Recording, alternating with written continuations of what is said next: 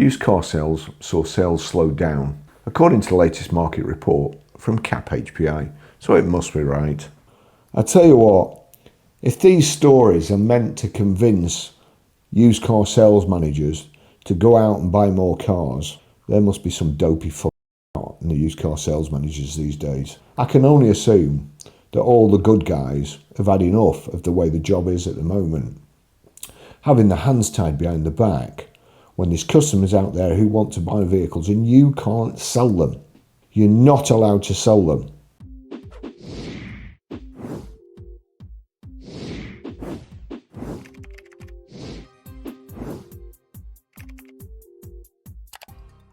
Days in stock for used cars increased across dealership and fuel types. Car supermarkets were ahead with the fastest turner of vehicles. And this is by Rebecca Chaplin on October the 24th, 2025.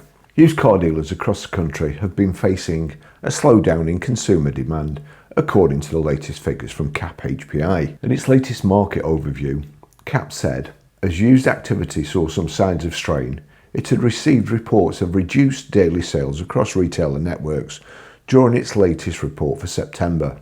It added some independents even adjusted their opening hours in response to lower footfall. This general slowdown was also seen in the numbers, with CAP HPI saying that vehicle turnover had slowed marginally from 40 to 41 days in stock for the overall market. This was worse at independent car dealers, where days to sell increased from 50 to 52 days in stock. However, it was more surprising at franchise dealerships, where sales typically shift to new cars in September, with days to sell dropping from 35 to 34 days. Why would you think that is? Used cars dropping from 35 to 34 days when the other people who don't sell pre-registered EVs, their sales time has gone up.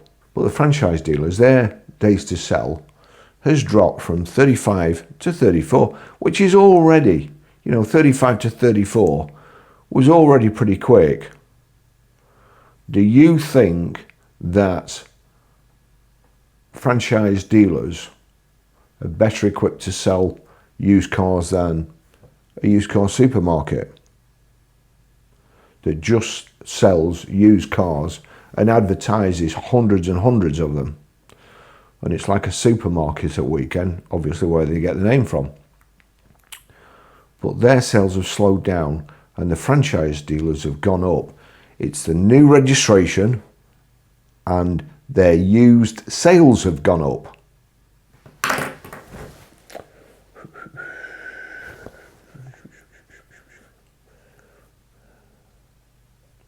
What could it possibly be? Could it possibly be registering a brand new vehicle and then selling it the next day as a used vehicle, so that you get a new sale and a used sale? And also,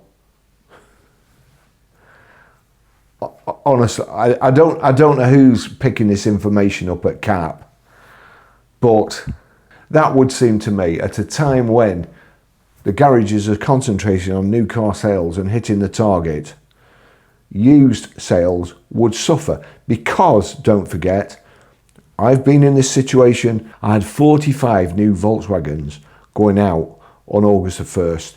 I structured it. I rang every single customer and told them precisely what time to come. What happened? They all turned up at once because they all want the new cars. You're that busy trying to get new cars and do your new car target for September, the best time of the year. The part exchanges, they get shoved in the compound.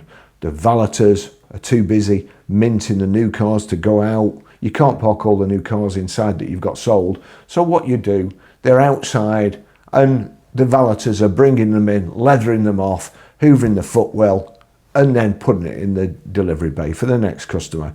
So they've no time to clean used cars. So used car sales suffer because they're put to the back of the lot. But here, in this scenario, used car sales have increased for the franchise dealers.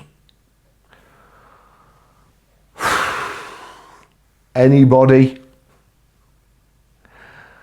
They're not selling used cars, are they? They're selling brand new cars as used cars and getting a new car registration and a used car registration and EV used car sales are going up when they're actually new. So, I mean, it can't for sake. Has the penny not dropped? Is there nobody there at CAP that thinks, how has this happened? How can this possibly happen? What are they not selling new cars? Well, they're not selling new petrols, are they? Because they can't. Last month you saw that they were 0.1% ahead on their EV targets. Do you think that was because they'd sold all their EVs and they weren't selling petrols? No, it was because they see how many EVs they've sold, so they know how many ICE vehicles they can let go. Well, when I say how many EVs they've sold, obviously I don't mean that. I mean how many EVs they've given away for no profit whatsoever, and then they can sell a few ICE cars, but they can't sell too many because they've got to keep that 1% ahead. Do you think it's an accident, really? Does anybody out there think it's an accident that petrol sales are going down and EV sales are going up? Because if you do, if you think it's because EVs are selling, because they're catching on, honestly, Dan Cesar from Everything Electric has got some magic beans to sell you.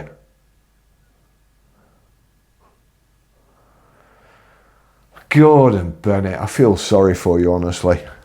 I really, really feel sorry for you, because anybody who puts out these EV headlines must have no self-respect whatsoever.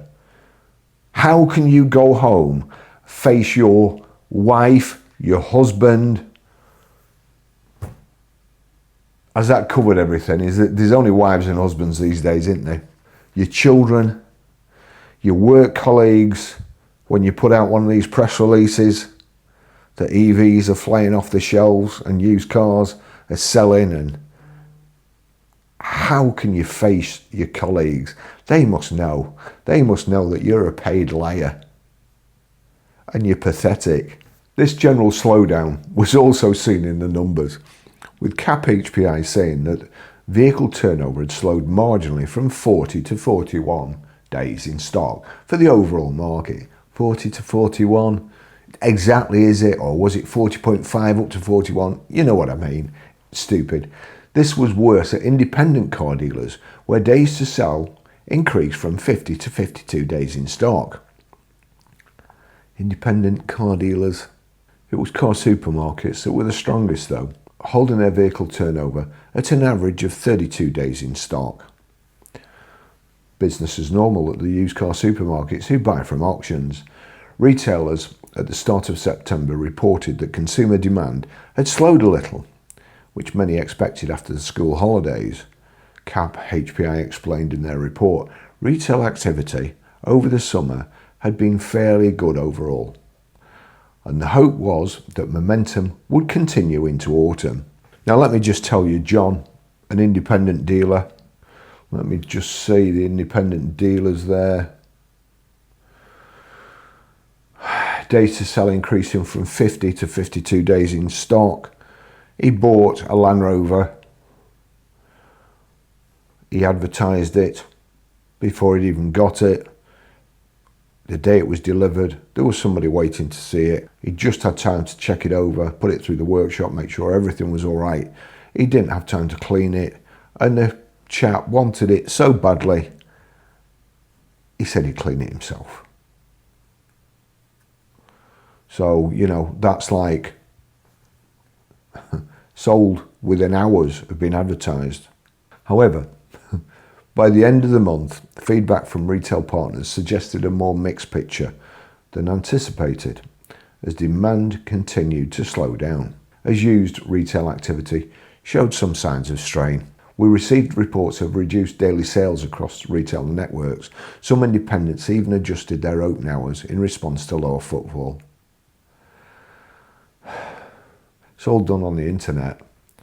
Weekend activity held up better, but the overall trend pointed to a sharper slowdown than many had anticipated for this time of year. Well, to be honest, the mixture isn't quite right, is it? Again, have you considered, if you're only selling EVs, you're only getting part exchanges in for people who want to buy EVs, or part exchanges that have come back off lease. But independent dealers, they underwrite a lot for main dealers.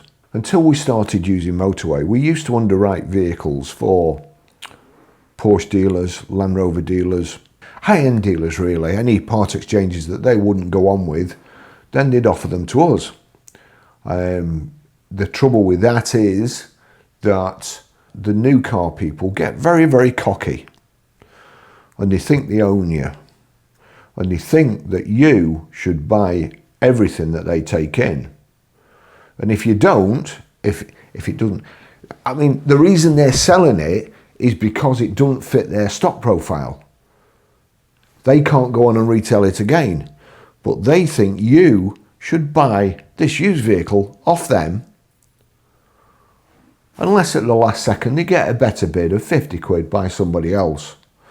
And I'll try and remember to put a link to one of my blogs, which even I think's funny, and it's probably 20 years after it happened. So with motorway, you can basically buy what you want. You know, what fits your stock profile.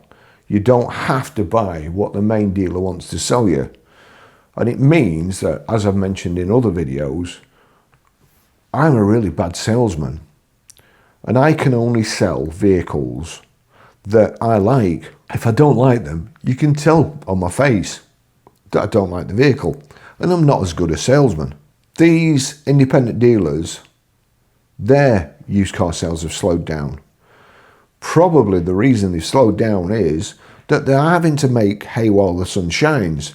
Perhaps ask a little bit more for the vehicles, which then means that you keep them for longer. But if you've got nothing to replace them with, you can't sell fresh air. So you have to make the most out of the stock you've got. In some cases, this has meant dealers putting up petrol cars because they can't replace them. Ah, Baz, but they're putting up electric vehicles. No, they're not. Electric vehicles haven't stabilised. They're not gone up. They aren't going for over cap. It's all crap. Put out by people who need EVs to go up because they're blowing their brains out when they sell used ones. All right, and I'm going to show you in a minute, even the people, the EV mouthpieces that tell you stuff like used EVs are going up. Oh, I'm having to give over book. I'm having to give into book. Cost me a fortune to get this EV. Well, if they did give over book, how do you think they can afford to sell it for less than retail? So you've got cap clean trade price and cap retail. So if you give over book, your margin gets smaller. Then if you sell it for under, your margin gets even smaller. Then if you reduce it, you know what I mean? That's what you give, that's what you're getting back. And I'm by no means having a go at these people. Weekend activity held up better, but the overall trend pointed to a sharper slowdown than many had anticipated for this time of year. Cap added, September feedback often splits as franchise retailers shift focus towards delivering new cars and meeting targets, while non-franchise dealers work harder to stay competitive and attract buyers still active in the market. Some welcome the slightly quieter period as an opportunity to rebuild stock levels and get their strategies aligned for the final quarter of the year. No, they didn't. That's just an excuse. Looking at the fuel types that performed the best during this period, electric cars, BEV, saw the biggest slowdown in vehicle turnover from 38 to 40 days. but they still moved off forecourts faster than diesel cars, slowing from 44 days to 45 days in stock, and petrol cars from 40 to 41 days. Now I'm getting fed up of saying this. You look at all the EVs that are pre-registered. When they come up for sale, years later, you'll see they were pre-registered. The first owner kept them 1 day, 10 days, 20 days, 30 days, and then they sold them. That's why it appears that EVs are selling quicker. That's why it appears that used EVs are going off the forecourt quicker, because they're not used EVs. The pre-registered ones that have a massive discount, gigantic discounts, mammoth, bigger than the Autotrader's ever seen. And people say to me, oh yeah, there's always been pre-registrations. And they're right. But there's never been this amount of pre-registrations. You've never been able to buy blocks of pre-registered vehicles off the manufacturers.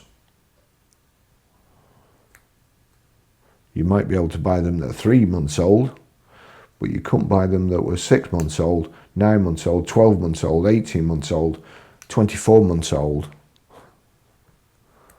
And in some cases, 36-month-old vehicles come onto the market with 10 miles on the clock.